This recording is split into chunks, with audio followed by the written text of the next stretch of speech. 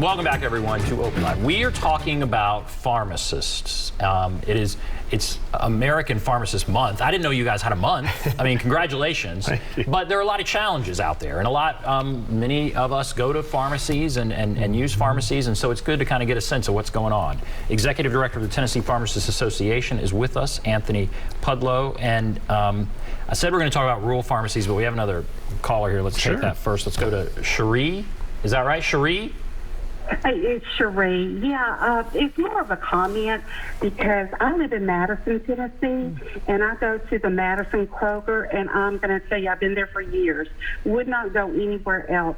They are so kind. They are so concerned, and I promise I don't work for Kroger.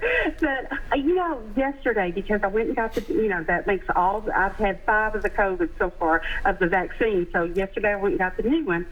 And they're just so kind and sweet to me. And are y'all laughing about that? Well, I love it. I love that. I mean, this shows how close people get to their pharmacists. I know. And you know what? When I saw what was going to be on tonight, I said, how ironic. Because I've been meaning to call Kroger corporate and let them know. And I did yesterday. And so they said, well, which pharmacist is it? I said, it's not just the pharmacist. It's all of them. So they were going to do something nice for them, and I said, good. Wow. So, they set the bar high, and they are real. I'm not lying, I promise, because I have friends that go there, and they say the same thing. Have you seen turnover there? Is it the same person or people, or what about that? Well, I think they're called, what are they called? Pharmacist assistants. Now, they stay for a pretty good while, but then they go and then they bring in new ones.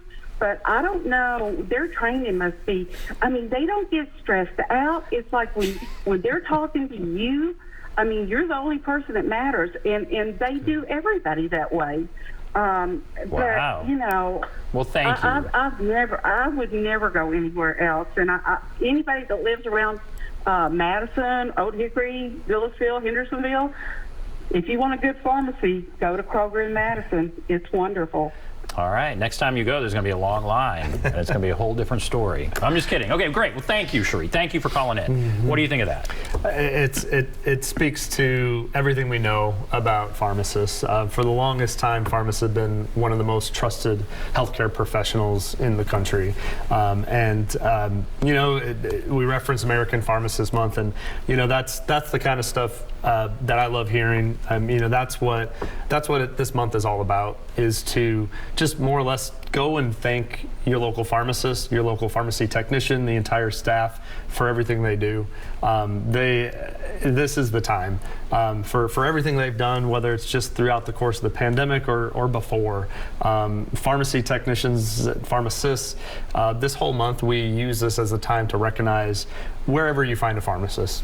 Whether it's your large hospitals, community pharmacies, every single time you have to deal with a medication or a healthcare system, you're dealing with a pharmacist. So I love hearing this, and it just speaks to what that local relationship is all about. The first caller was in a more rural area, and he was disappointed that his pharmacist left. Yeah. What are rural pharmacists facing?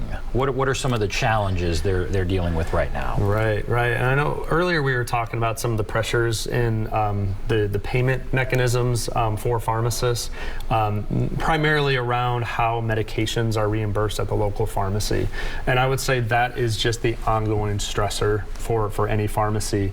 Many times pharmacists, without getting into too much of the whole process, when a pharmacy themselves has to purchase a drug, a medication from a wholesaler many times, the price that they have to buy the product and then keep it on their shelf is nowhere near the same cost that they're getting reimbursed from an insurance plan.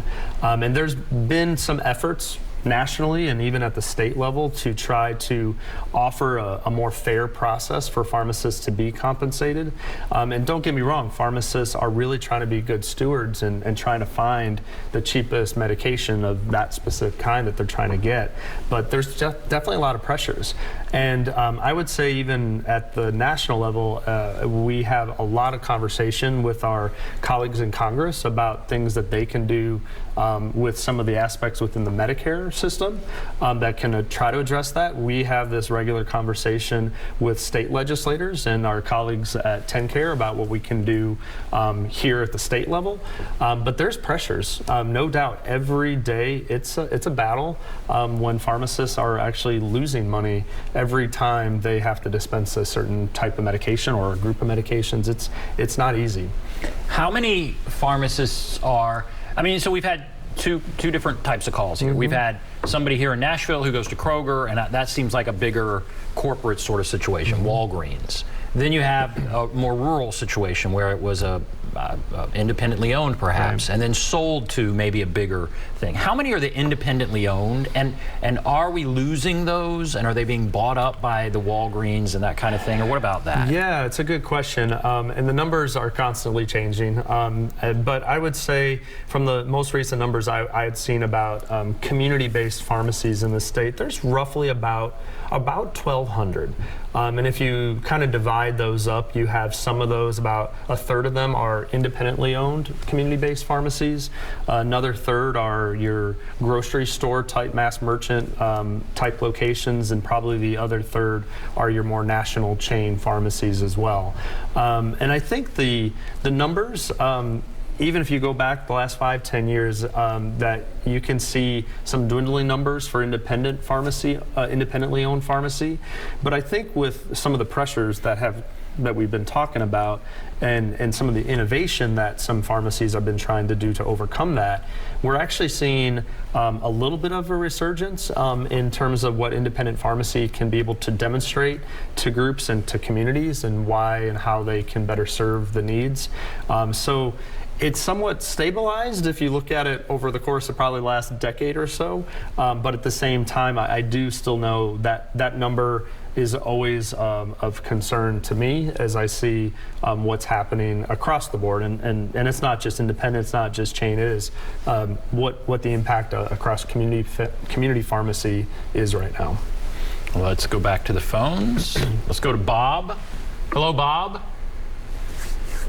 Bob, Hey, you there? Yes, sir. Are you there? All righty. Hey, listen, y'all talking about rural pharmacies. We've got one up here in Robertson County that I just want to give a big shout out to.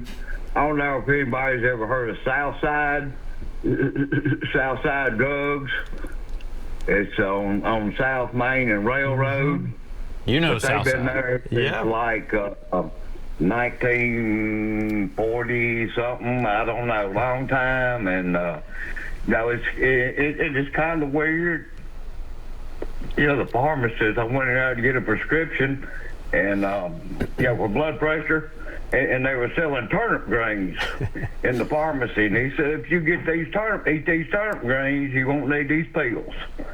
And that's pretty. I bet you don't get that in many city pharmacies. I bet you're right. So anyway, I just wanted to give him a shout out. Well, I appreciate that. Bob calling up. See, people love their pharmacy. Right. So tell us a little bit. I don't know that one. I feel like I might have seen it there, maybe as a big sign. But tell us about what you know. I just know, and I'll put a little disclaimer. I've only been in my role as executive director at the Tennessee Pharmacists Association for about a year now. But the things that he's speaking to are what I know our members are doing regularly.